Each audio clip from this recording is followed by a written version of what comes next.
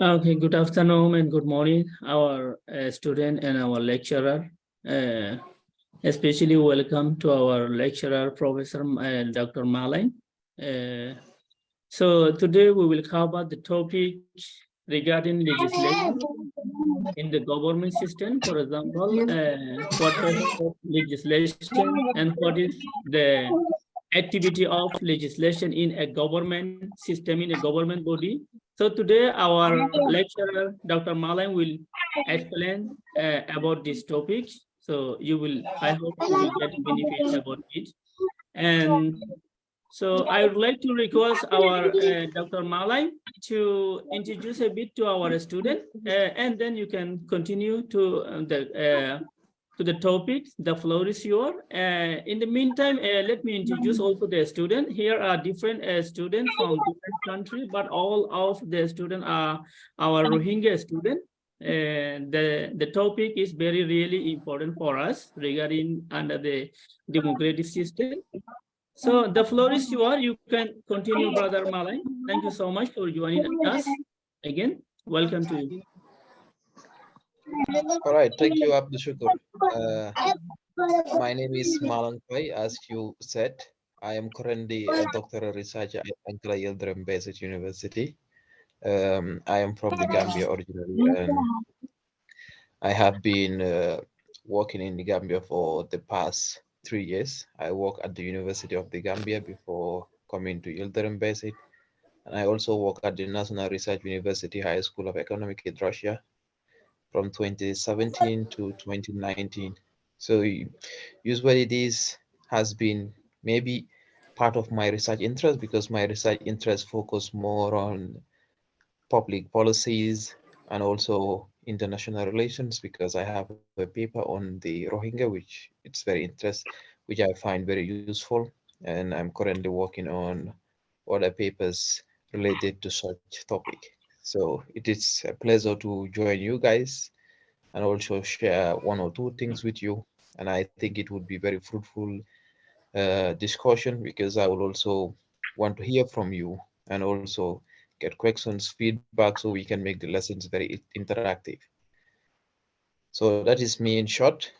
So I would also like to share my screen because I made a few slides so we can also get the benefit of what I'm saying. And those of you who cannot follow can follow through the slides in the case of network problem as well. Dr. Malay, could you please open your camera, please? Maybe our student can be more fully attention to give their concentration on Yes, you. I'll open. I just want to. Yeah, I just want to share my screen before opening my camera, so yeah, it would be much more easy.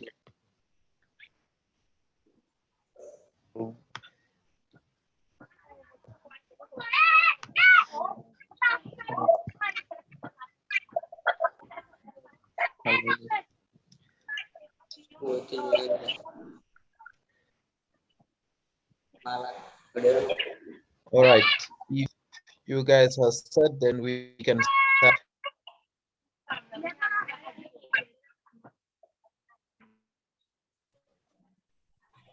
Abdushukur, anytime you are set, we can start. Sorry, Malay? Are you getting me? If you are ready, we can start. Yes, you're going to start, please. All right. Good morning to all of you. Our today's topic is the legislative branch of government, and I will be talking you through this topic maybe for the next 1 hour or next 45 minutes. The legislative branch is a very important branch of government, as you know. If we look at the three arms of government, we have the legislation, we have the executive, and we have the judiciaries. These are the three arms of government we have in the governmental system. And the executive consists of the president and his ministers, and the legislative branch consists of what we refer to as the parliament or the legislation, or we call it the assembly. It has different names. And the third branch of government is called the judiciary, which is the courts and the high courts, as you know. Also, recently there has been what we call the fourth arm of government. The fourth arm of government, it's the media, but this is not important.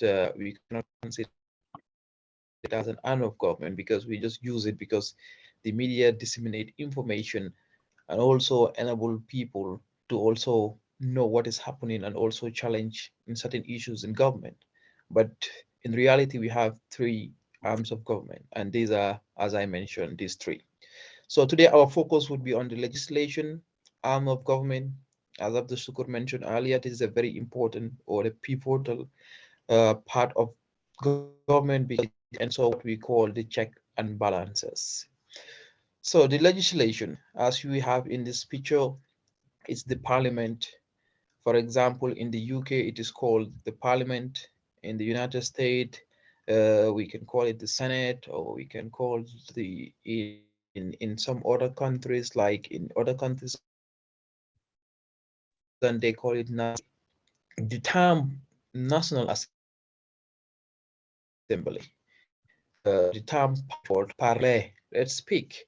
So that is how the term parliament came about. So if we look at the National Assembly, it helps what we call the separation of power and check and balances, because we have each of these branches have their functions. Because if we have the executive, it has it function, and when we look at the judiciary, it has it function, and we have the legislature, it also have the function. So each of these have their own function. For example, if we talk about the executive with the president and his ministers, they are responsible for running the day-to-day affairs of the states. And for the National Assembly or the Parliament or the legislation, they are responsible for making laws, and the judiciary is responsible for interpreting these laws.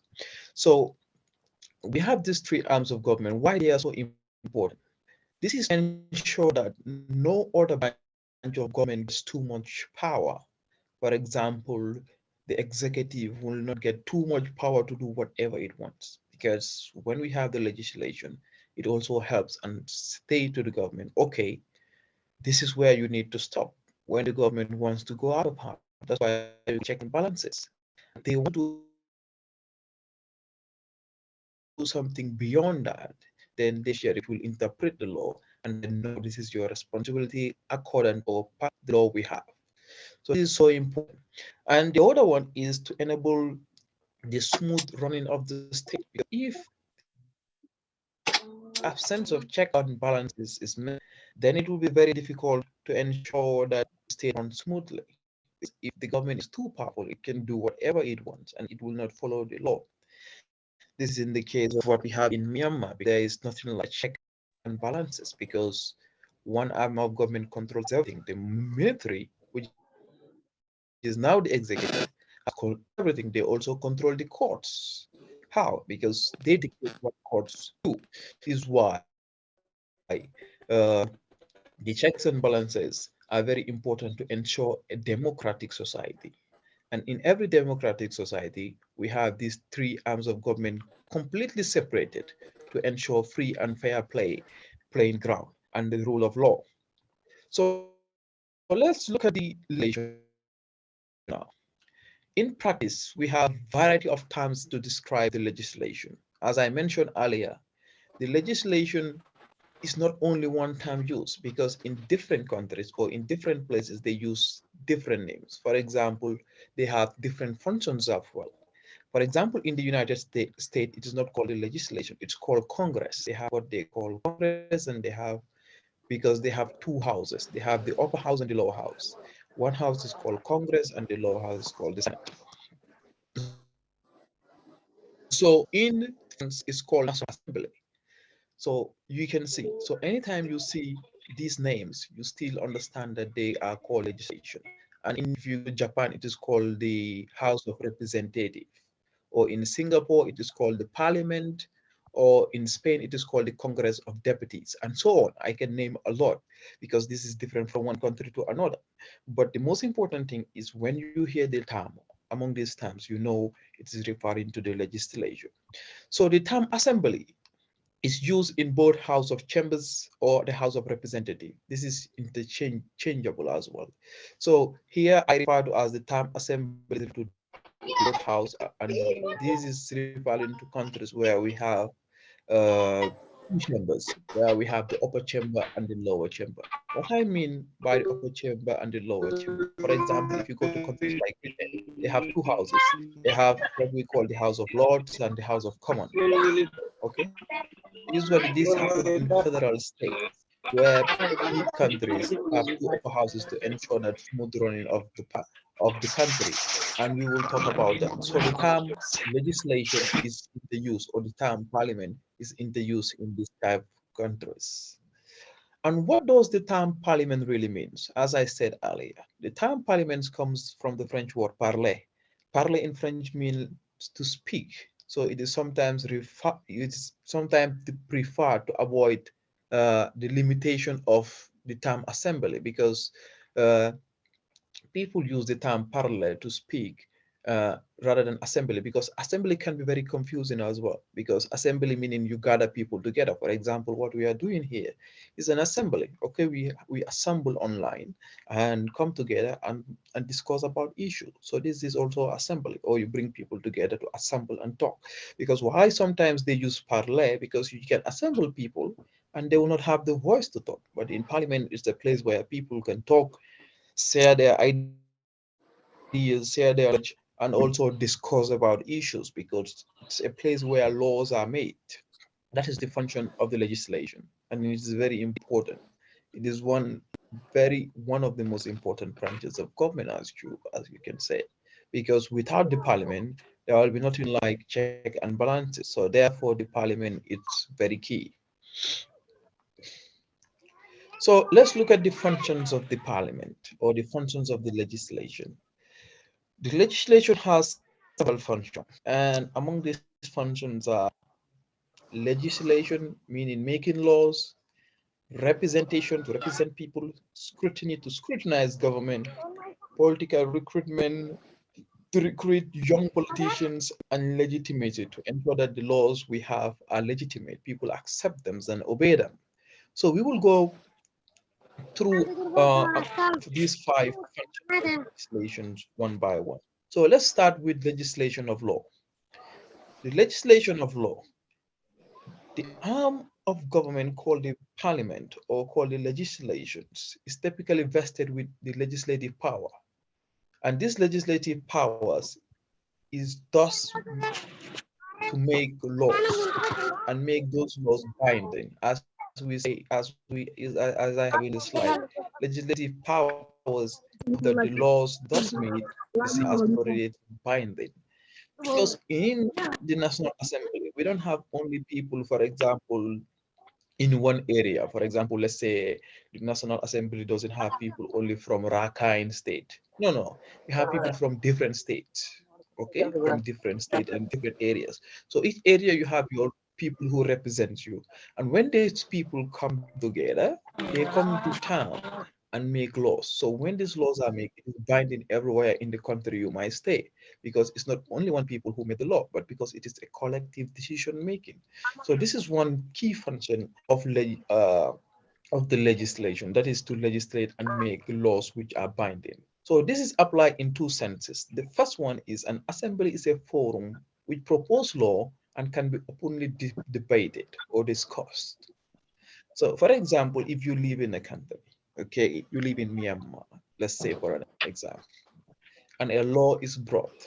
For example, if Myanmar was a democratic country, okay, a law is brought about uh, resettling Rohingyas or giving them right to participate in political activities. Okay, Hello. these laws would be debated openly, and these people will discuss it, and each representative Huh? from each area will talk about these things, and they will come up with at the end a voting sort of whether these laws will be passed to the next stage or not. Usually in national assemblies also, when laws come, we have what we call the first reading. Okay, the first reading is when we introduce the bill, when we introduce a law. when the law is introduced at the National Assembly and then it is presented at the first reading and then it's given to every member to go and read and study the law. So next time when they come, it's debated. And when it is debated, that is when we have the second reading and then we have a vote. And the second part of the assembly is to constitute what we call or to make people the law themselves. Okay. For example, if I vote Abdul Shukur to be our representative at the National Assembly or at the Legislature, uh, we have what we call different forms of representative. We have what we call the trustee representative. We have what we call the delegate representative. We expect Abdul Shukur to come back to us and say, okay, this is the law we have in Parliament. We are debating about it. What do you think? And we will give our thoughts, and then he will come up with final decision and say, okay, if I go, I will propose A and B and C. And once he go and suggested that, it means that we are the very people who make the law because he represents us there and we are in contact with him. So that's why also when you are working for the National Assembly, it's very important that you get contact with your people before you just take decisions by your own self. Of course, there are some countries which use that. For example, the British system is called the trustee because you believe the person you vote into office have that knowledge, that capacity, and will do things which is in your interest. So this is also one thing. But the delegation is more of, okay, when there is law, the person needs to come back to us and talk to us, and we will also give our feedback before he goes and agree to a law or vote or propose a law. And the other one is more significant. Assembly exercise what we call a little positive legislative power, which has to do with the organizational coherence, access to special advice and information necessary for policy formulation. Because sometimes when government want to propose some policies, as I said, it has to go to the parliament, and the parliament also would also need to ratify it uh, before it can be a law sort of, or it can be implemented. And therefore in this stage also there are necessary for parliament to come up and give advice in certain things. That's why the legislation is very important. So this is one function of the legislation, is legislation of laws. And the second one is representative. Another function of the legislation is to represent. So national assemblies, or let's say the legislature, play an important role in representative role by providing link between government and the people, as I mentioned earlier, because you are there for the people. And once you are there for the people, you have to serve the interests of the people. Serving in the interest of the people is going back to the people, getting information and hearing what they are saying, and also try to bring it into parliament and debate about it. So this kind of bridge the gap between government and the people. So it brings people together. So this is one function of the assembly, because the assembly is where the voice of the people should be heard. Okay. And for this reason, the power of the assembly within the political system is usually seen as important index of democracy. So, however, it is less clear how representative function is carried out in practice. Of course. So, uh, once we have kind of that relationship of representative, that linkage between government and the people, this is shows the importance of democracy, because democracy means government of the people, as we said, by the people and for the people. And government is kind of you representing the interests of the people. So once the assembly is serving that purpose of representing the needs or the interests of the real people, then it's kind of hardening, or it kind of broadening the democratic space. Okay. And but also it is very confusing also if we are to argue how representative work functions, because some people, for example, if I said I am representing Rohingyas but I never go and talk to people or talk to Rohingya people or meet them, then it would be really funny. I cannot be sitting in my office in New York and said, okay, I am from Myanmar, I am representing Rohingya. It doesn't like that. It doesn't work like that. Sometimes it can be very petty, because representative can be very complex as well. So representative is a complex principle that has a number of contrasting complications. as we said. For example, if we see the British style of parliamentary system based on the UK tradition, which often portray representative as trustee, whose primary responsibility is to exercise their own judgment, wisdom on behalf of the people they represent. This is one example of representative, as I said, in Britain. So Britain has a old tradition. So their representative is called what we call trustee by representative. So trustee means that the person you vote into office or the person that represent you at the legislation doesn't need to come to you and ask you, should I vote for this law or support this law? No, no. He uses judgment, he uses wisdom, he uses knowledge. So this is because once you vote for the person, you trust the person will do the right thing. And by that, you don't even bother yourself what the person is going to vote because you think that any law the person propose or support in parliament is the best law for you and your people. So this is this kind of trustee, but we have different formats, as I said. But but this doesn't mean because the UK use it is the best one because we have the delegation which is more representative, especially because we have these are developed countries. In the more developing countries, we have a delegation format would be more better and suited. For example, if we look at the case of Myanmar, if it was a democratic country, we have a very uh, delegation format would be really good. As a form of representative, some of you might experience it. Some you might meet one people or two people who said, "Oh, for us we stand for the Rohingya, we represent them," but they don't even know which conditions you guys are. They don't even know. They have never been to Myanmar. So would that be valid representative as per you or not? So this is why representative kind of a bit complicated. And the third one is scrutiny and oversight. So, of course, uh, if we look at legislative and representative role in assembly, we can say it has declined significantly, and greater emphasis is placed on uh, National Assembly to constrain or to check the executive. Because, as I said, because of this type of representative we have, people National Assembly role in representing people have declined. Most of them are more on to issues which kind of favors the elite or so on.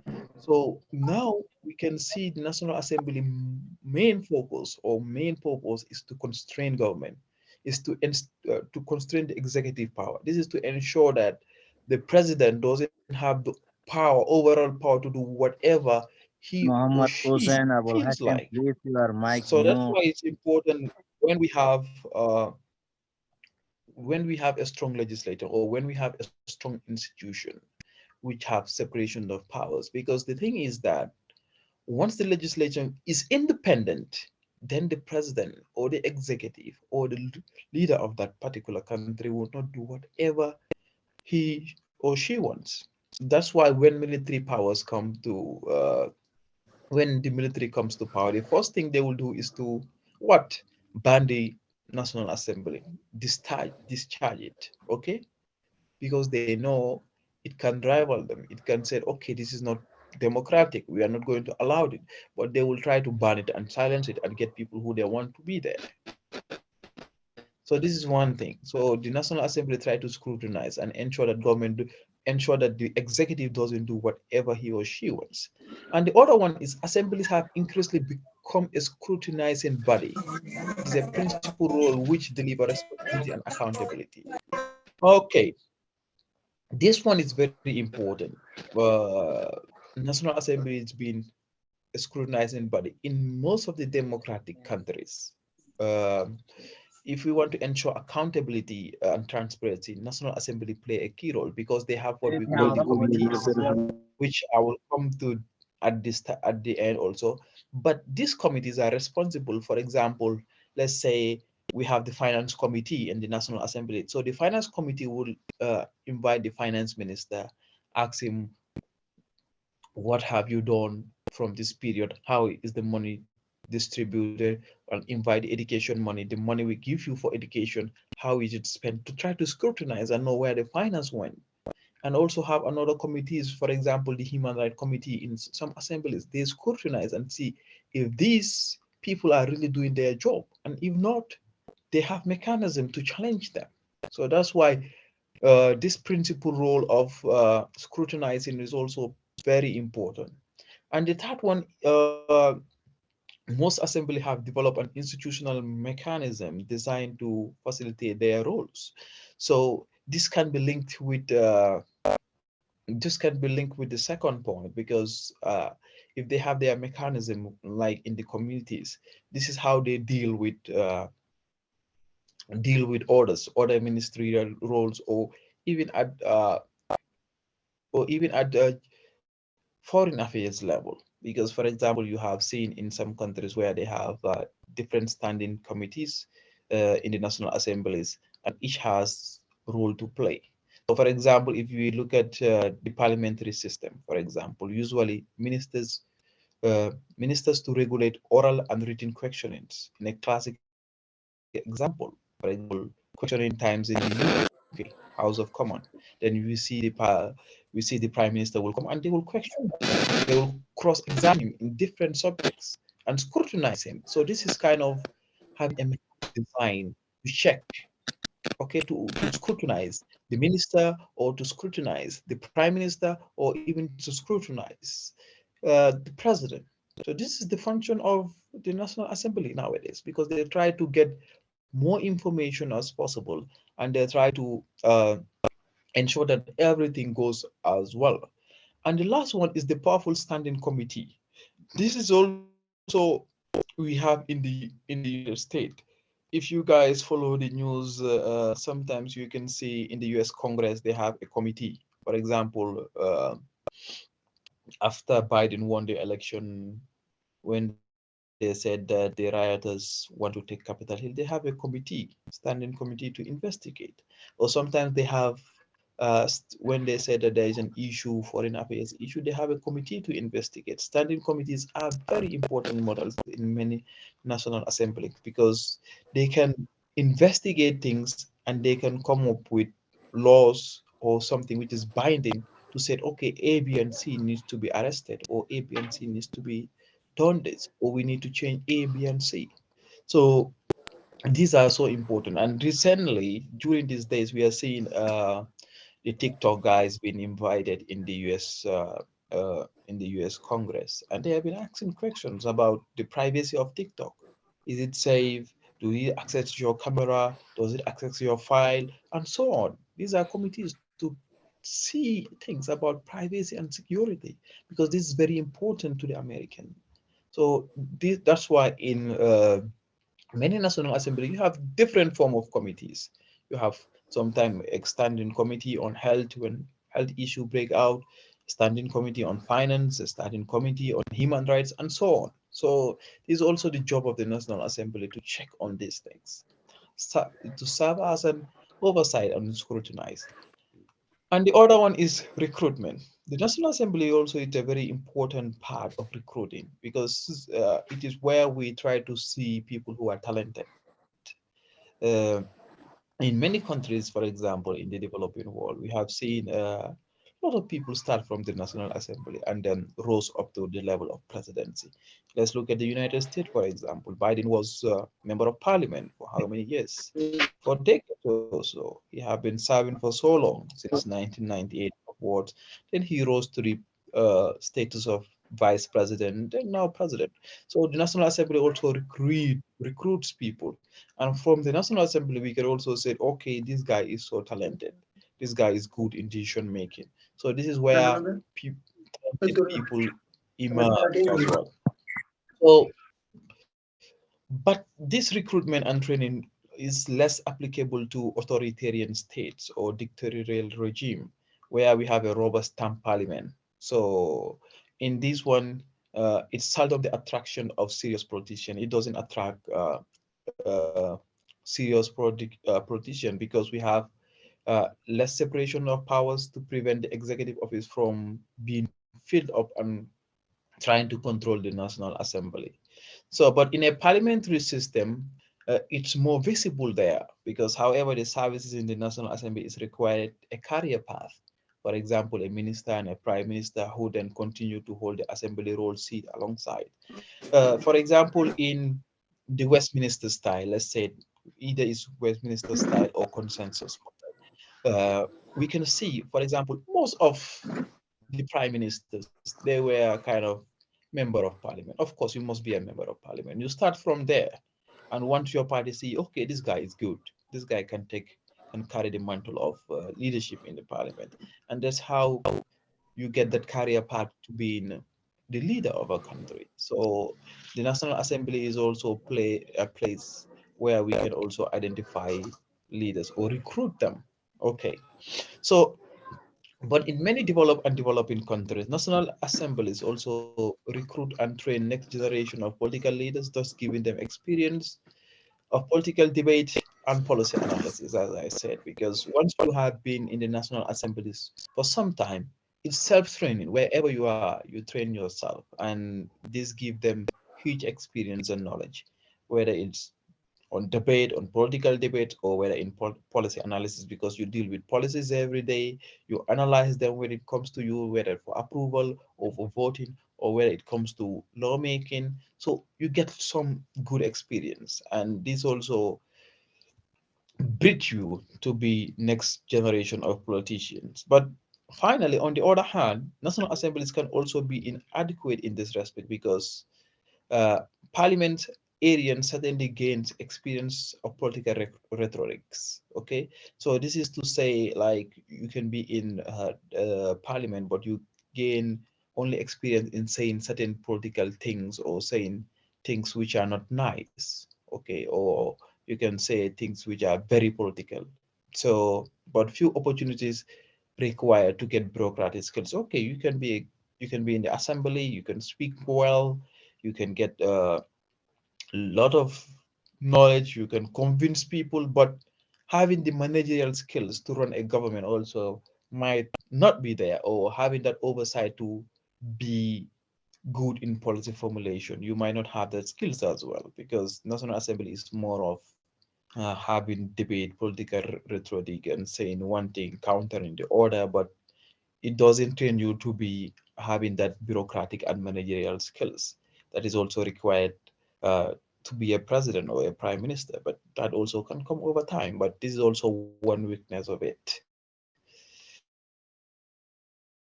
So the final function. So the final function of the National Assembly is to promote legitimacy of a regime by regime see the system as, of course, uh, in every democratic country, the leadership is very careful because leadership always wants people to see it as legitimate.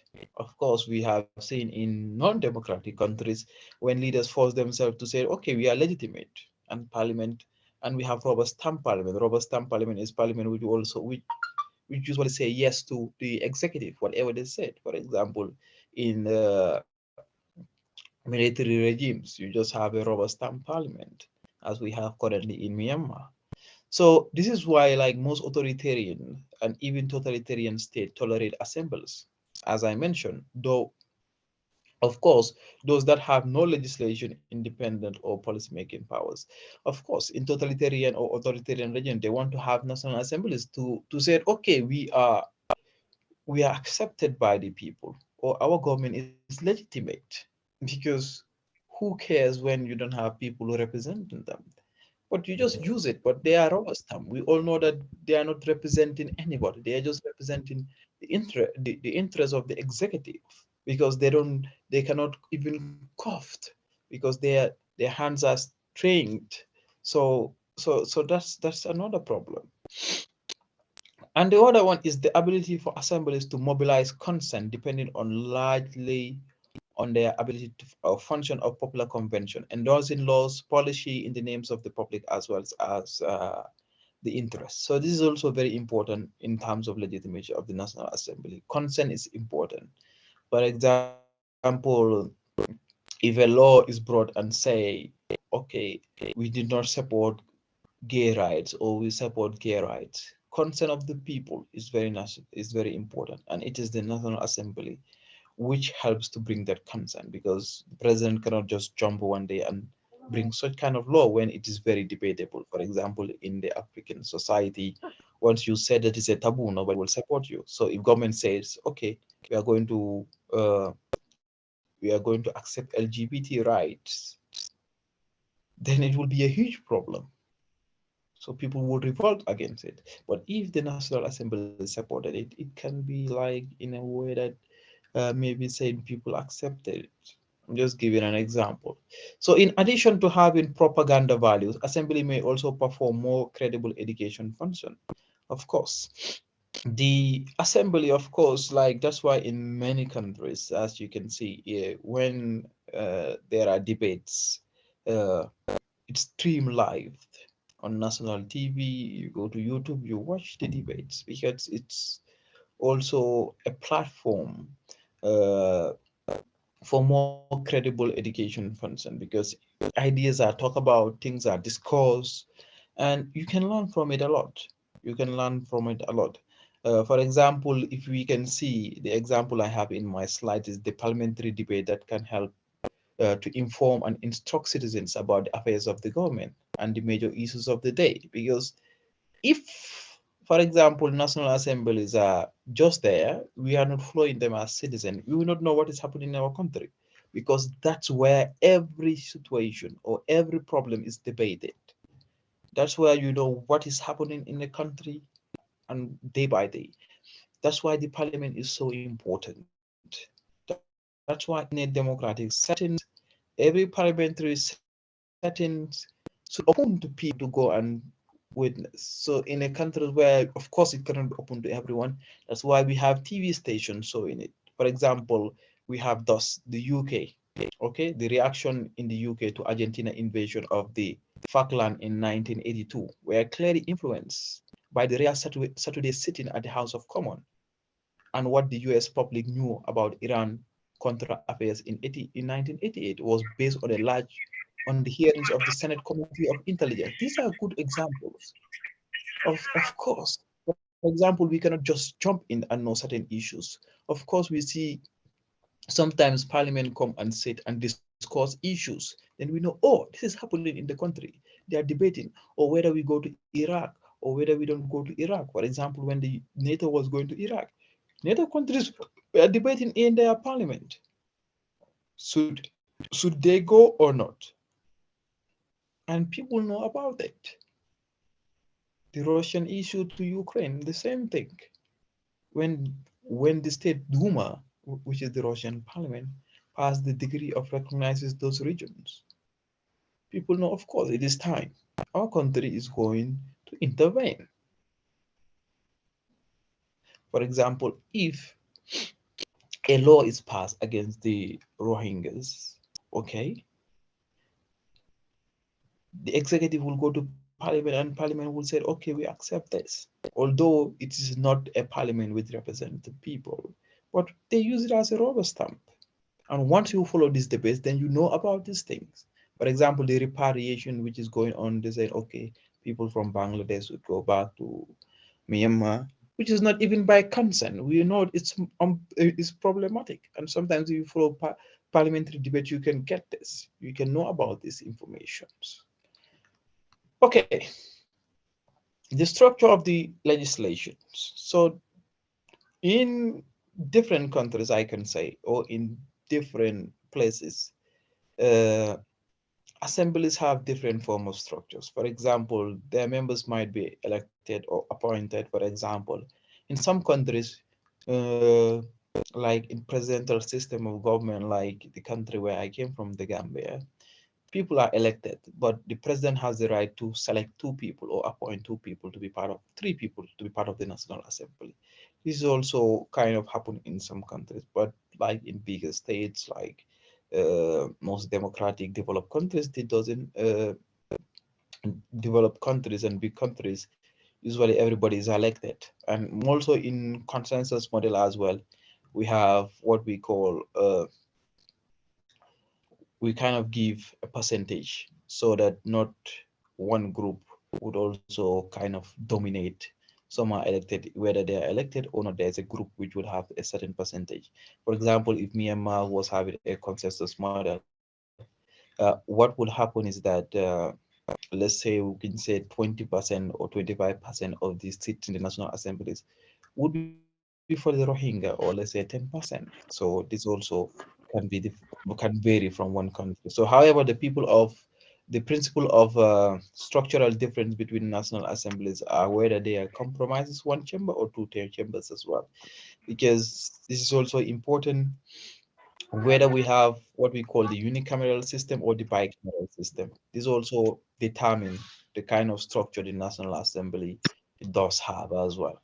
So we will look at them. We will look at the unicameral and the bicameral. So what we need term as unicameral. So when we talk about unicameral, it means one chamber, it means one National Assembly, it means one parliament, one legislation. And as we see, a single chamber, a uni means one in English. So assemblies have been common this kind of assembly is very common in Africa. For example, in the Gambia, we have Senegal, I can remember Guinea, they all have a unicameral system. And in communist state like China as well, and post-communist state that have maintained an early tradition of unicameral system.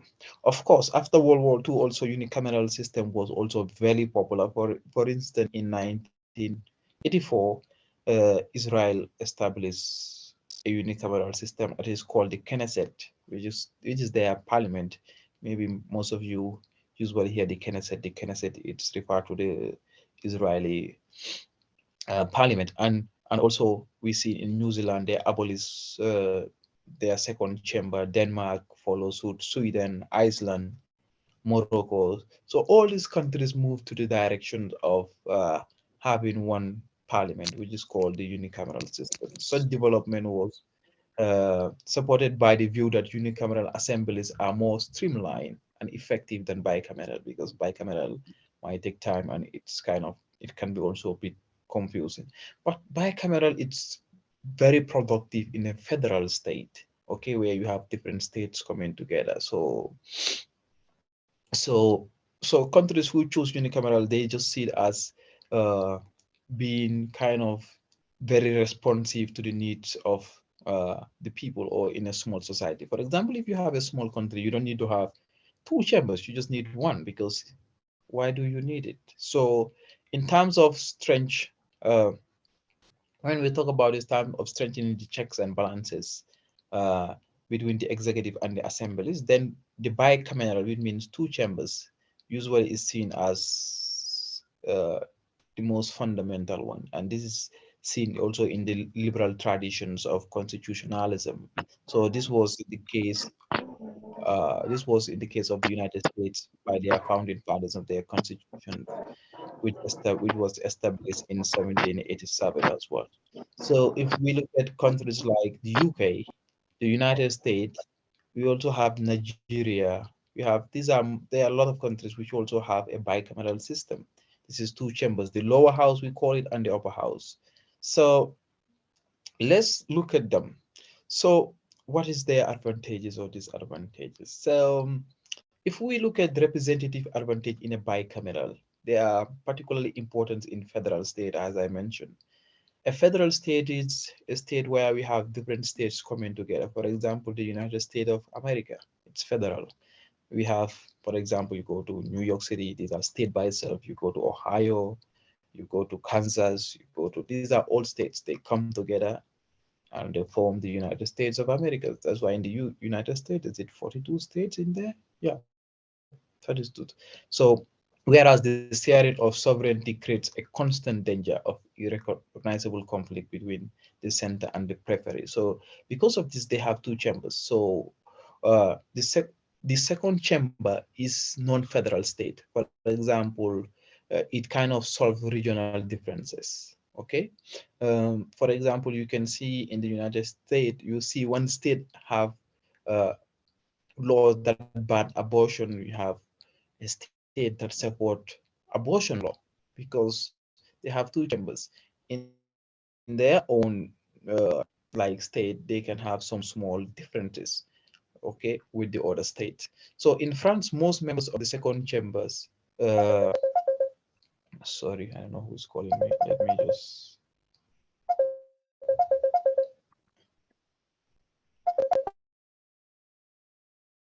A minute, please. Somebody is calling. Give me-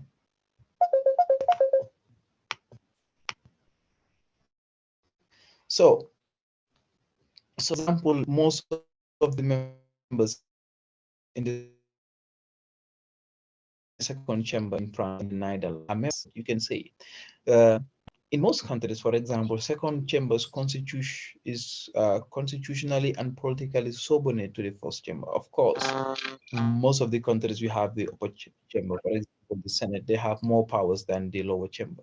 So the lower chamber sometimes just have little functions, not that much. And in fact, certain sometimes in when they make certain laws or decision, they must bring it to the upper chamber for its approval. If it gets support, then it can pass as well.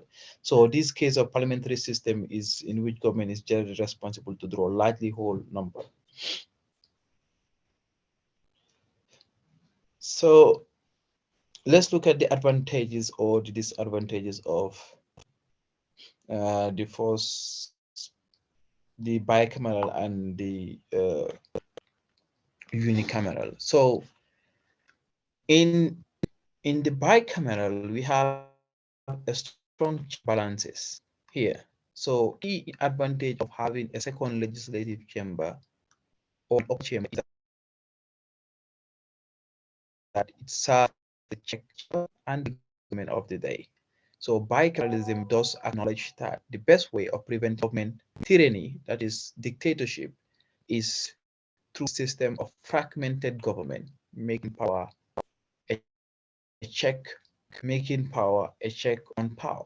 So what it is saying here is like when you have two chambers of government, it helps more in the check and balances because, for example, sometimes if the legislation, if the first chamber is controlled by the executive, then the second chamber can check that one, okay, and try to balance it. So therefore, the fragmentation assembly kind of disperses legislative power and prevent the domination of a single chamber. For example, if one major party controls, like in the United States, you have the Democratic controls the Senate, then in the lower chamber, if the Republican controls it, then they can sometimes balance it, but not that much, but they can balance it. So in the so another one is wide representative. So wide representative here. Oh, now let's put the receipt for institutional conflict. So one disadvantage of understanding having the bicameral assembly is often result to government gridlock. So fragmentation of legislative power can still lead to delay and disagreement in different ways, and therefore have different political complexes. Of course, this is one problem of it. Uh, Once you have two chambers, sometimes you might have problems of fragmentation. This one might have see these things this way, the other one might see it in a different way. For example, uh, during issues which are very prominent, where the country needs to go to war, where the country have to resolve some issues or having some outstanding issues they need to resolve. This can also be really problematic in that sense. So another advantage of bicameral system is widely representative. Uh, uh, in the sense that the second chamber establishes a second channel of communication between government and the people. So the role of the second chamber in providing representative for consequence provinces and states of federal system. For example, in a state, there are small counties or small areas, province. They also get their representative, and these representative go and represent them in the second chamber. So this also give wider representative. Of course, in the unicameral system, it reduced that. So a greater advantage of unicameral assembly is that legislation cannot be blamed for other chambers if the legislation failed to pass. Okay, it proved because when some of the members or the second chambers are not elected or indirectly elected by challenging the first chamber, then accountability is kind of weakened as well. So this is one disadvantage for the uh, unicameral system. And the last one is better legislation. Better legislation in the sense that the second chamber ensures legislation of more thorough scrutiny while also relieving the legislative burden on the first chamber. Of course, what we talk about legislation, when we have two chambers, of course, it's better legislation because we have not only one chamber, two, and we have in one region people representing them in their first chamber and in the second chamber as well. But in conversation bias, sometimes second chambers often tip up the balance within the political system in favor of the conservative or against the radical change. So this is also problematic in bicameral system because sometimes uh, change come very difficult because for instances as the second chamber are often seen as formally or informally a custodian to the constitution. For example, in a conservative system or in a conservative system like the UK, some of them just want to maintain the old laws because others that are conservative beliefs or ideas they kept. So let's look at the committees and then maybe we will end there. So committee system in the National Assembly, we have what we call the committee system. So National Assembly usually have one or three committees. So the first, they may carry detailed consideration of legislative measures and financial proposals, and does not only help in relieving legislative bodies and the chambers, but also engage more thorough and exciting examination of possible plans. So here, what we are talking about here, the first one is about legislative committees. For example, in most countries, or let's say in every country, they have what they call the financial committee. So these legislative committees is responsible for dealing with the finance, looking at some of the measures of financial proposals and how to deal with them. They also try to use these committees also invite people and scrutinize them how the countries spend their money and how this also work. And the second committee may be set up to scrutinize government administrations and over the exercise of executive power. So this can be in different committees. For example, let's say a committee must be permanent specialized because to effect they also try to have rival the executive in terms of detailed knowledge of expertise. Of course, sometimes they invite some people from the executive and try to scrutinize them because what the National Assembly does is that National Assembly have people who are well educated, people who have knowledge, people who know things. Okay, so sometimes they try to challenge when government wants to do something. They try to challenge. Why do you want to do A, B, or C? Why doesn't you do it this way? Why did you do this? Why do you do this? Why do you think about this? And good example of a country that does this is the United States Congress. That's why you see anything that happens, they have a committee, and the committee will try to invite the person and scrutinize them. For example, let's take the Ukraine war and ask them what do they think? How would the war last? What should they do? So these are all important things they do. And the third one is the ad hoc committee which investigate public matters when it arises.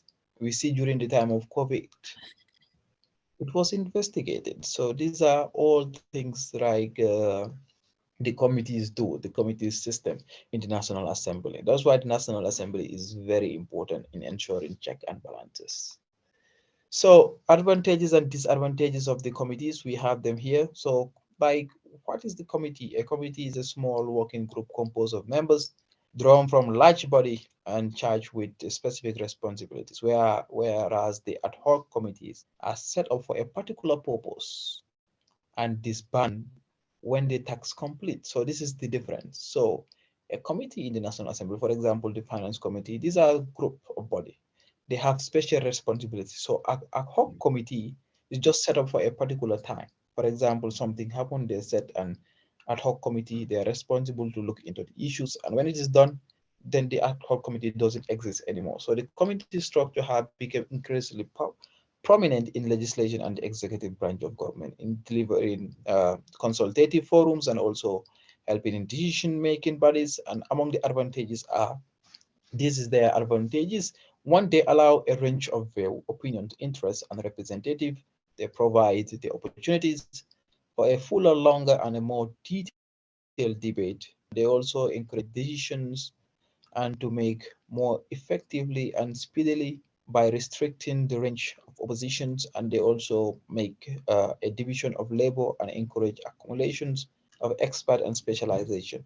Of course, they have some disadvantages. This is criticism which they can easily be manipulated by those uh, who set up and the staff themselves. They encourage centralized by allowing the chairperson to dominate the proceedings behind a max of consultations. And the other one also is they narrow a range of view in the interests that are taken into account for decision making. And the last one is they divorce their members from a large body by creating a form of a sham representation.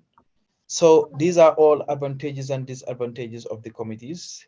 And I will end here. And if you have questions you want to ask, then comments that you can ask. Abusugo, the floor is yours. Well, thank you so much, Dr. Malang, for your interpretation, theories of legislation, and the well explanation of its regarding National Assembly, Senate mechanism of legislation, foreign affairs, and parliamentary system, Congress, methodology of legislation, um, healthcare system under the government and the legislation, recruiting system and executive system, unicameral and bicameral, upper house, lower house, chamber, and so on. For that reason, it's really, really important for our people to understand regarding the rules and regulation of a government, especially it's something very especially something very related with our country. We may discuss later, especially this topic, particular topic of Myanmar, which I am speaking later. So now I would like to request our student, if you have any question, please place your question. Dr. Malan is there anyone who would like to ask any question? Please go ahead. Yes, Aziza, and then and some students are entering again and again. Okay. Okay, Aziza, the floor is yours. Please ask your question. Go ahead. Assalamualaikum everyone. First of all, I would like to introduce myself. My name is Ajida Bibi. I'm living in Bangladesh. Currently, I'm studying in Asian University for Women. I have a question. Can I ask the question? Yes, of course. Please. My question is that, what are the fundamental differences in the legislation governing the financing of electoral campaigns in the Maghreb countries? Okay. What is the financial difference? Can you repeat your question again, please? What are the fundamental differences in the legislation governing the financing of electoral campaigns in the Maghreb countries? Usually, the legislation doesn't kind of control the finance of the election. So what does the legislation do is, for example, if the independent electoral body propose an election, they also have their finance. They also have an amount they schedule and they take it to parliament. They submit it to government and the government say, okay, this is what we can do, and the legislation kind of approves it. So that's what they do in some countries, but we have in dictatorial regime where they don't even have the chance to even scrutinize the budget of the National Assembly. It's just that the executive kind of allocate and said, okay, this is what we can allocate, and then they provide it. But we have seen in a lot of countries, when national assemblies, or let's say the legislation, kind of approve budget for assemblies, we have seen most of the time EU countries or the United EU countries or donors also commit to support to ensure that those budgets is met fully. But the legislation doesn't kind of determine the budget, but what they do is kind of they support. Of course, they approve. Sometimes they disapprove. But I haven't come across in any case where kind of they disapprove the budget. Of course, it happens. It happens, but in most of the cases they approve the budget, but it is not them who is fully responsible of saying, okay, this is the amount of money. So it's the electoral body which makes the budget. The government comes and present it in the National Assembly or the legislation, and the legislation debate about the feasibility about of the budget, whether this is feasible or whether we can sponsor this and approve it or not. So this is how it works. Thank you so much, Malang, for the explanation of the question. Yes, who is next? Shomshun Shine. Yes, Shomshun, the floor is yours. Please ask your question. Go ahead, please. Shonshu Shine. Arar Shonshun Nara Fafalama. Fusar Goli Fariba. Hello. Maybe network problem. Or Aziza Zia. Okay. Do you have any questions? Yes, sir. Yes, please. Hi, everyone. Good afternoon. Thank you so much for giving me a chance to come in front of you. First of all, I would like to introduce myself. This is Aziza Zia, one of the AWR students. So my question is that our current regulation of educational work friendly to work for health? Yes. Can you continue? Is it the question or finish? Yes, finished. What is the Currently, what is the you're writing someone. what is the question again, Abdul Sukur? Can you clarify what's he saying? Yeah, I think our current legislation on educational work friendly to work for health. She said, Legislation.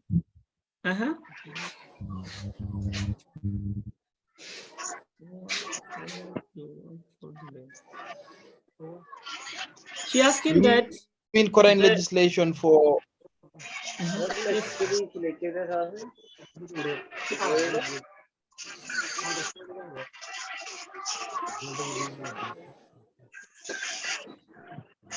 Yeah, I see. I think I see the question on the comment. Is it saying that are the current legislation on educational work friendly to work for health?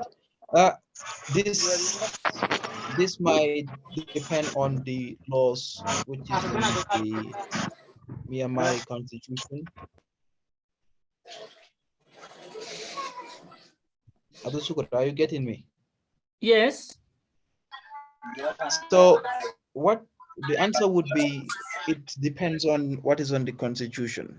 So usually I'm not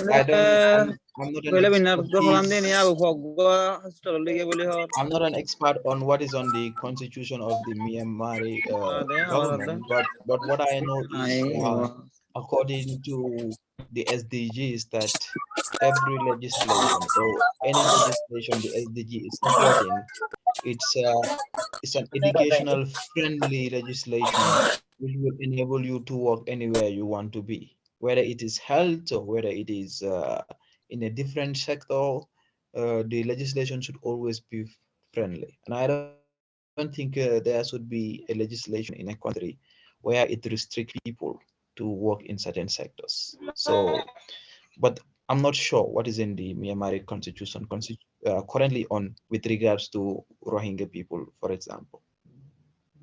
I think Malay earlier mentioned that also under the legislation there is the government there the educational system and health system. He explained already that, but regarding in Myanmar, it's something different because there is no rules and regulation. Just the military government is doing whatever they want because they did every parliamentary system. I mean, 25% of parliamentary seats they reserve, and then they have a power, whatever they want, the higher position, for example, foreign ministry, and finance ministry, something like that. They hold the highest authority power legislation system in our country. Myanmar. For that reason, they are doing whatever they want. They don't care anything. So, okay, thank you so much, Aziza Zia, for your question. Who is next? Humaira. Yes, Humaira, please ask your question. We are giving priorities to the female student, then we will come to boys student, okay? Yes, Humaira, the floor is yours. Okay, okay.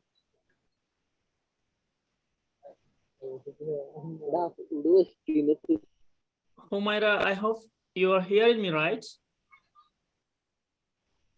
Humaira. Oh, Shonshu, Shonshu Narafa Valamano, Shonshu Narabade.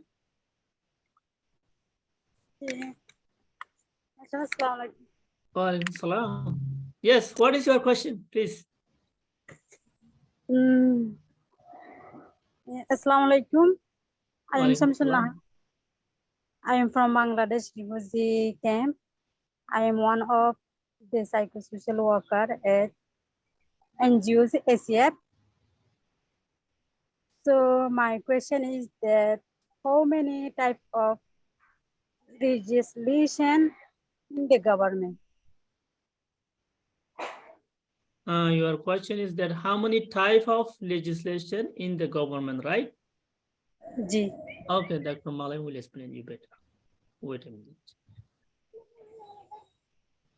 Yeah, in the government, we have just one kind of legislation, and that's the legislation itself, which is, as I said, it might have different names. You might call it National Assembly, you might call it Parliament, or you might call it legislation. It depends, and it changes names from one country to another. They have different names for it. So this is one arm, which is the legislative government, because in government you usually have three arms.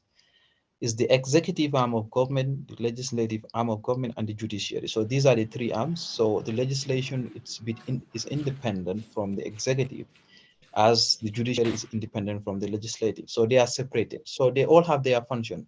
And the main function of the legislation, as I said, is to make laws. And this is the place where people are represented.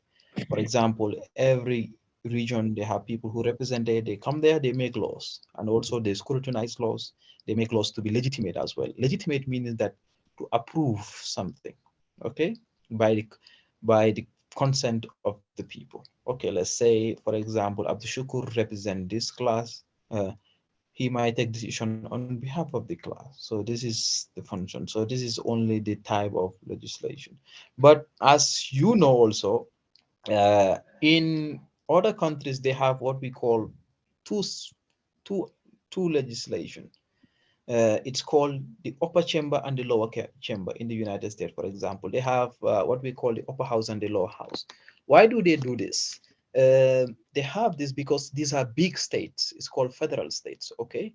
And they want people to be represented more, okay? So in the upper house, people are voted into office, and in the lower house, people are voted into office. For example, if you have a Rakhine state, maybe let's say Rakhine is so big. In the upper house, they vote one person to represent them, and in the lower house, they have 2 or 3 people from different areas in Rakhine to represent them. So this is like what we have in the UK. We like in the UK, it's called the House of Lords and the House of Commons. In the United States, it is called the Senate and Congress. So these are the same thing, but it's same legislation. So this is just to ensure more power balancing and ensure more of scrutiny, because these are big states. But usually in a smaller countries, or in most smaller countries, they have only one chamber, which is called the Parliament or National Assembly, as you might know it. and this can be seen in most small countries as well. Thank you so much, Malam, again. So what else? Rashida, yes, I saw here is a hand rising from Rashida. Could you please explain what is your question? Yes, Rashida, go ahead.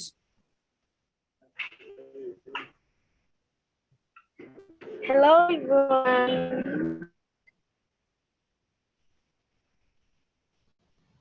Yes, Hi. Rashida. Mike, could you listen? Okay. Hi, everyone. My name is Rashida. My question is, do you change incomes on capital gain? Do you charge income tax on capital gain? My question is that Do I? Do you?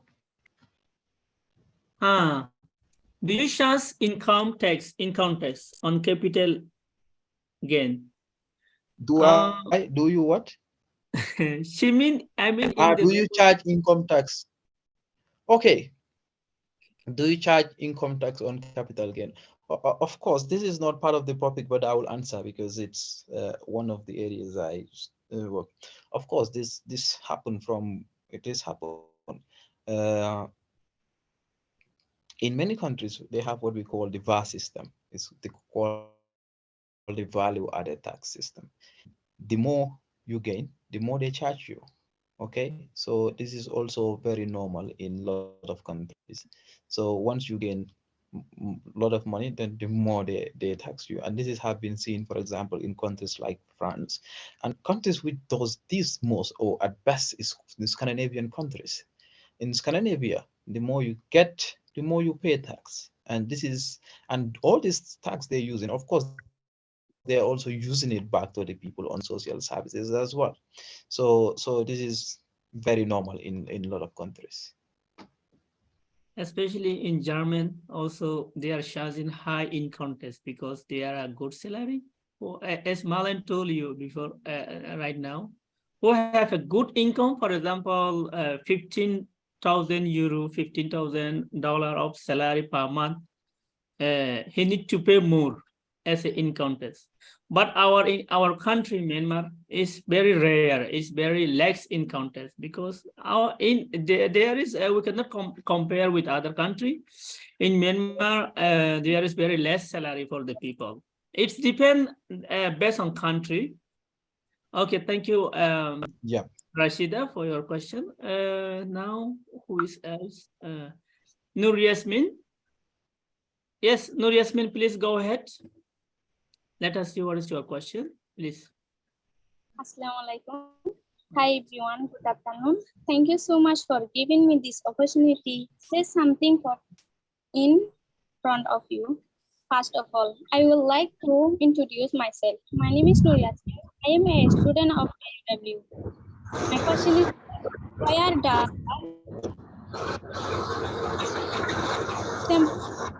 medical review present is physically you are democrated legitimacy? This.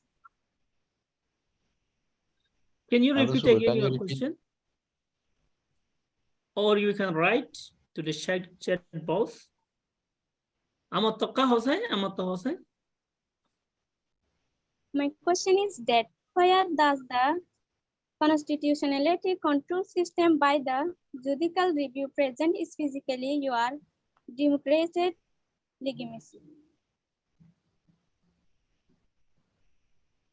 Constitutional electoral system by the judicial review. Especially Where does the constitutionally controlled system by the judicial review present, especially of course not you cannot call this a democratic regime, because if a constitution is being controlled by whoever, whether the executive or so on, then it lacks the basic elements of democratization, because in democracy it has some basic elements. One of the key basic elements is the separation of power between the three arms of government. Each of them should be independent, free elections, having the freedom to associate or join whichever group you want, or vote for anyone you want. But in a case where a constitution is being controlled, or is in control by a so-called judicial review dictated by the executive, then that's not a democracy. That's a totalitarian government, and we cannot even associate it with with a legitimate democracy. A legitimate democracy, it should be a government by the people, supported by the people, and which also kind of is voted in by the people. That makes it legitimate. And even the parliamentarians should be voted by the people. That's make it legitimate. That's why the parliament is important. It serves as a legitimatory body, because people in there are put in by people close to them. Thank you so much, Marlon. Let me pick up from someone who is else.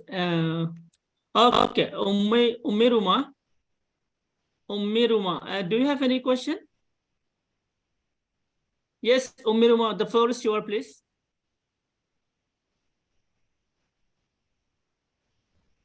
Umiruma or Maimuna Show?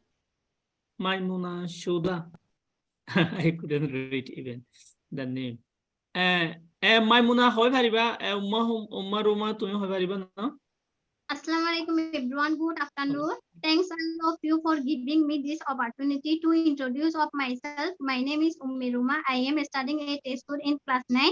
I have a question. My question is that has modern legislation left the idea of dual responsibility? Has? Yes. Finish? Yes. Can you repeat? Can has you what? say the question is again? Asasa house. Question mato ho. Has modern legislation left the idea of dual responsibility? Has modern okay. When we talk about modern legislation, or whether it is old legislation, of course they always have a dual responsibility. I might put it that way. A dual responsibility. Of course, they have responsibility with the to represent their people, thereby kind of going to hear from their people what their people think, or and also in another one serving in the state. And this is why they have two key functions. And the one is, for example, in developing countries, or in legislation system where we have a very delegative representative. This is to ensure that your people know whatever decisions you are taking. You inform them, you consult them before you take decisions. And also the other one is also looking at the other side, which is kind of scrutinizing issues when necessary, and challenging the executive when it wants to go beyond its powers. So this is the two responsibilities we can see. It can be both. It can be the either side with the people, and the other side with relations to the government as well. Thank you so Abdul much. Shukur, the guys are saying you are not taking question from the guys. So we can take few questions from the guys as well. Yeah, I think so. So let me take, okay, GR Anas, can you raise your question, please? Assalamualaikum warahmatullahi wabarakatuh. This is Jaya Manas from the largest one university in Bangladesh. The legislation refers to the process of correcting, enacting, or changing laws. So the legislature has to follow any rule for correcting, enacting, or changing rules. Yeah, of course. Every country has their rules and regulation, how the legislation works. But the most fundamental things is what you said. They have to be creating, legislating, and also enacting laws. Of course, the process, how it is done, this is what differs from one country to another country. In other countries, like what we have is called, when the law is brought in, for example, when we present the law, we have what we call the first reading of the law. The first reading of the law is like the law which you want to be implemented would be bring and read at the parliament. When it is read and it is shared to every member, and members will go and study it. Some will go and get advice. When they study it, they will come to the second reading. When they do the second reading, they will debate about it. What do they think about it? Some would say, okay, we support it because A and B and C, it will help this. Some will say, no, no, why not we change this? Then we debate it, then it comes to the third reading, and then it comes to the voting and so on. So every country has different formality of how it works. But the process is only the process which is different, but is all the same thing, as you said. Okay, thank you so much, Malang. Let me next question. Let me see. Mr. Rohimullah, could you please raise your question? Yes, Sure, sir. Rohimullah, please go ahead. Greetings to everyone. This is Rohimullah, who is living in Basansar. My question is that is legislation can be used except any country like INGO and NGOs? Is legislation? Is legislation can be used except country like NGOs, INGOs? Policy? Except countries, INGOs, right? NGOs and INGOs? Yes, sir. You said can legislation be used as what? Let me repeat. Let me get that clear. I want to get it. Is legislation can be used except any country? Can you hear me? Okay. Okay, I understand. Yeah, I get you. So in every country, they have these three arms of government. They have the parliament, the judiciary, and the legislation. This is normal. This is fixed. If you want a government, you must have this.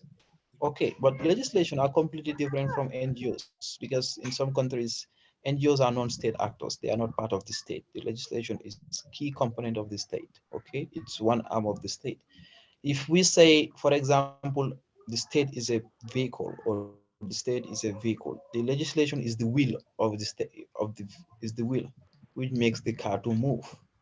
So NGOs and international NGOs, these are all non-state actors. They are not part of government. They only support and complement government efforts. Thank you. Yes, who is now? Who is next? Okay, Abdurrahman, please go ahead. The question should be very simple and clear. Yes, Abdurrahman. Thank you. Assalamu alaikum. Thank you so much, sir, for giving the floor and opportunity. My question is actually, does legislative body need any other bodies with to rule a country? Okay, that's nice No, question. the legislative body doesn't rule a country. The legislative body just serve as an kind of a balancer to the executive and the judiciary. So as I said, their main function is just to make laws. Okay, in some countries, that's why in some countries, the speaker of the National Assembly or the legislation, it's selected by the president in many countries.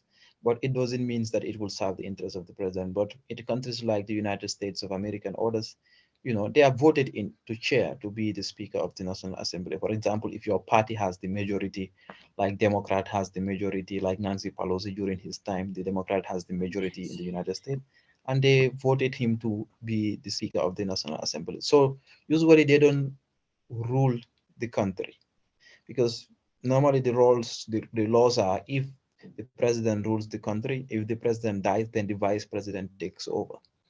So during that time, if the vice president is not there, then the speaker of the National Assembly might take command. In some countries, there are laws. This is how it works. For example, in the Gambia, you have the president, the vice president. But normally when the president is dead, the vice president takes office, then he will appoint another vice president. So this is how it works as well.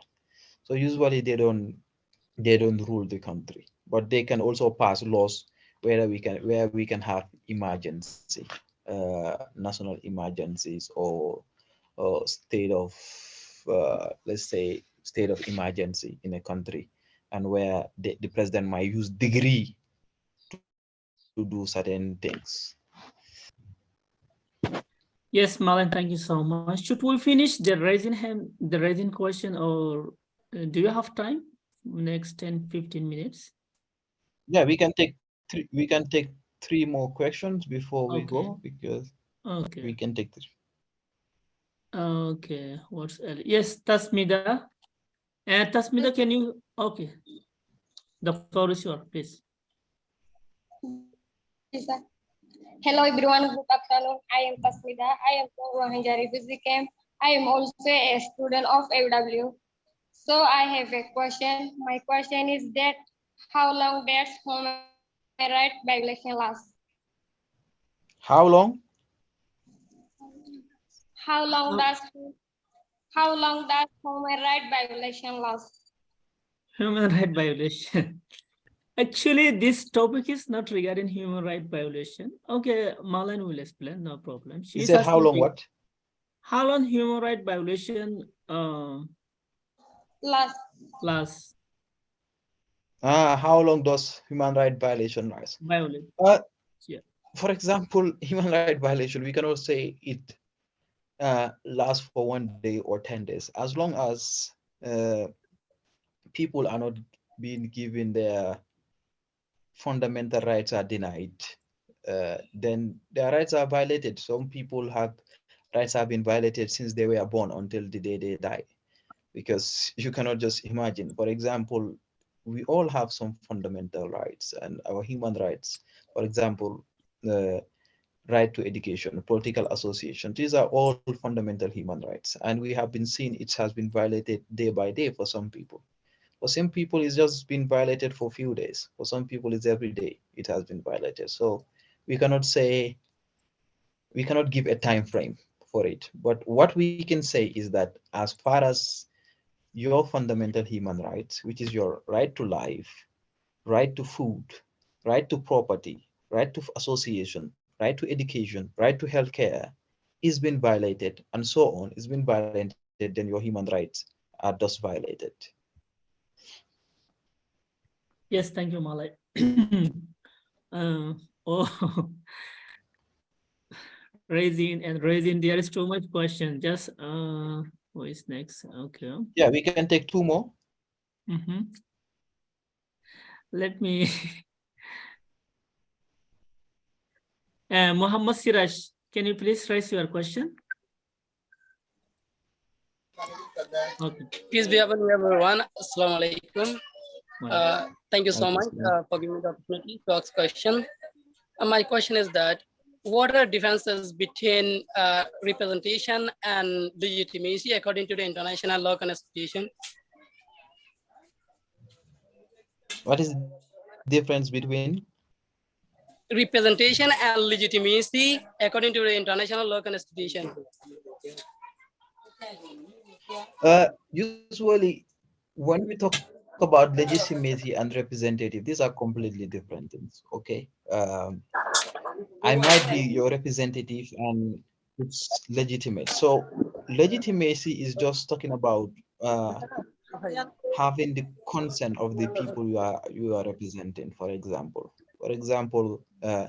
if I'm representing you without your consent, then it is not legitimate. But if I represent you with your consent, then it's legitimate. So these are two different things. So usually they are not at par, but they are completely different. So representative, it's something by its own, and representative should be legitimate as well, because you cannot be representing something and the person you are representing is not even aware that you are representing him or see. Of course this happened, but it's also important for the person to know. So that's it. They are completely different things.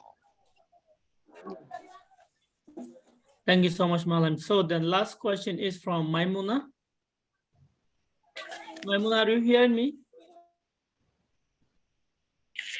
Yes, sir. Okay. Assalamu alaikum, everyone. Good afternoon. At first, thank you to give me this opportunity. My name is Maimuna Soda. I'm from Myanmar. Currently, I am studying at Asian University for Women. I have the question. May I question you? Yes, please. Does the internet lack proper legislation and ethical control? What's can you say the last question again? Last sentence. Ethical control.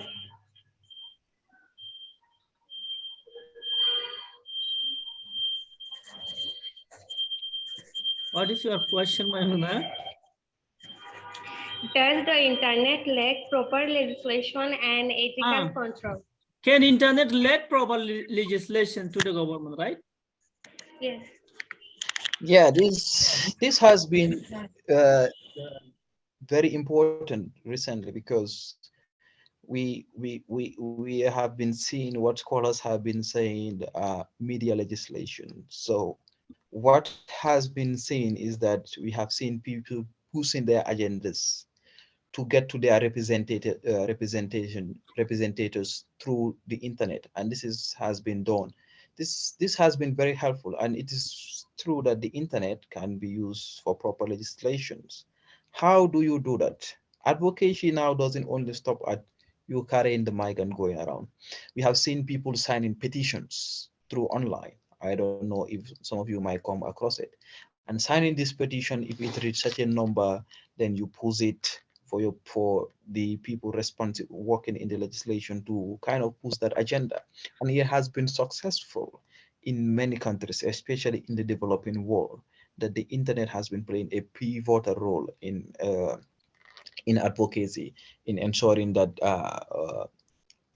representative is done in a very proper way. And this has been very interesting. And even in the developing world, people have been using the internet, using the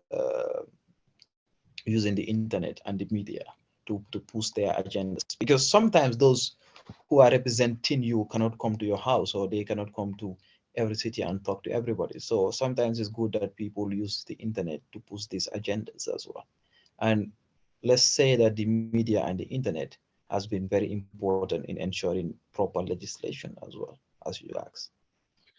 Thank you so much, Malan, again. So let me pick up one more question, then we will be end the class. From Muhammad Islam. Okay, Mr. Islam, can you raise your question, please? Yes, sir. It will be better to give the opportunity to the Humayra even not to ask this question. That's why I did want to do. Okay, what is your question? Humayra is waiting. She's a girl. She's talked to me personally. She wanted to Okay, do a okay, question. okay. Then let me pick up her question. Okay, Humaira, can you please raise your question? Okay. She's not here. Or Umma Hasika, right? Yes, sir. Okay. What is your question? Good afternoon, everyone. First of all, I would like to introduce myself. My name is Sumasika. I am a student of AW. My question is that can you probably help me with the legislation related to protein in dog food? Please, which one it is? Can you provide the legislation related to what?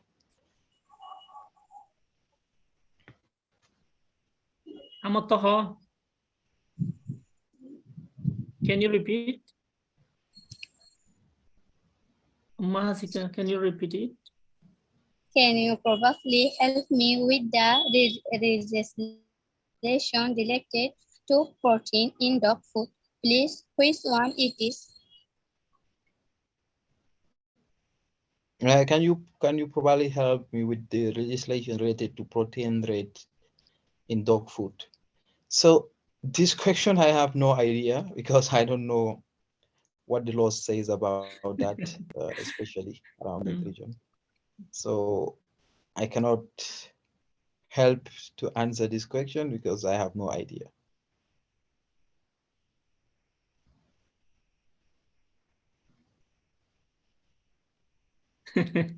You know, recently in Turkey, there are some argument and controversial criticizing on the television.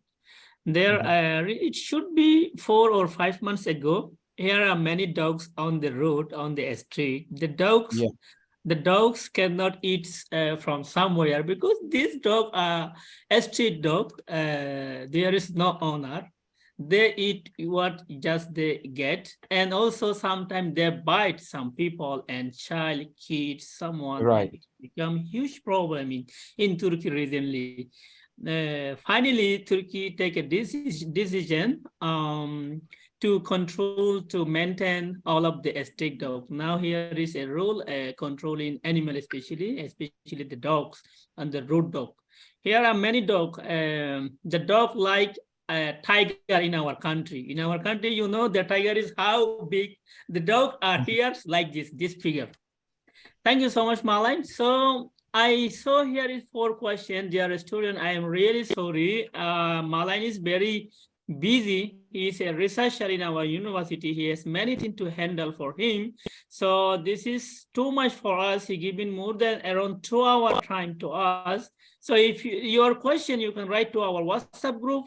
Inshallah, I hope we will facilitate, we will assist, we will answer all of the question or our trainer. Don't worry, maybe next time you will get the floor. Okay, thank you so much, dear student, and especially Malang. So if you have any advice, anything about the program, about the course, especially I would like to request Malang again for 1 or 2 minutes. The student, they are living in the refugee camp and some are in other countries, especially someone from America, from Malaysia, from Nepal, and from India, and different locations where our students are not getting enough access for the education. How we will improve our society, our young generation, especially. If you have any idea, maybe you can raise. We will try to implement this thing. I think the most important things, as you said, I think this platform is very important. Just for and 1 or 2 minutes, if you have any idea. One thing you can do for one another is as a people, and let's say I will call it as a nation, as the primordialists would say, because you are the same people. It's to stand for one another. And how do you stand for one another? That is to share the basic knowledge you have. Education is the most fundamental thing. And the young peoples in your homes, in your houses, where you have brothers and sisters, it's sometimes good to talk about education, to talk about the things that affect you, and talk about the fundamental issues and how to improve your livelihood. And as you said, you are a community, and the good thing about your community, no matter where you live, never forget where you come from, never forget what your people are going through, and always think of how can I contribute to lifting my people from the trauma they are in. This is very important for every society, because even if you look at the most developed societies, they have gone through some crazy times. Let's see America being the most developed country. They have the people who live there for suffers a lot. The Native Americans, they have gone through a lot of traumas and so on. So that's why as a people, as you said, this education, it's so important, and sharing your knowledge as well, it's very important, because the if you want to fight injustices, you have to fight injustice through knowledge. This is one key way, because if you don't have the resources to fight in other ways, just use your knowledge to fight these injustices. And once you are educated, you have all the knowledge, you just try to build a platform for yourself and have a very strong base where you can advocate for your people. So I think this would work, as this class you have here can play a very key role in advocacy. Because, for example, if you are in Turkey and you are trying to advocate for your people in best way possible, somebody else, you can end up having an association and having conferences or having meetings with top officials in the United Nations, and advocate for more things which will defend the interests of your people and the interests and your own interests and the younger generation especially. This is the most important. whatever one needs to do, or whatever one is doing, is to look at what will benefit the younger generation, the kids, the small one, so that when they grow up, they will not face the same challenges you face as well. So they will find that you have built the foundations, and they will also build up to that.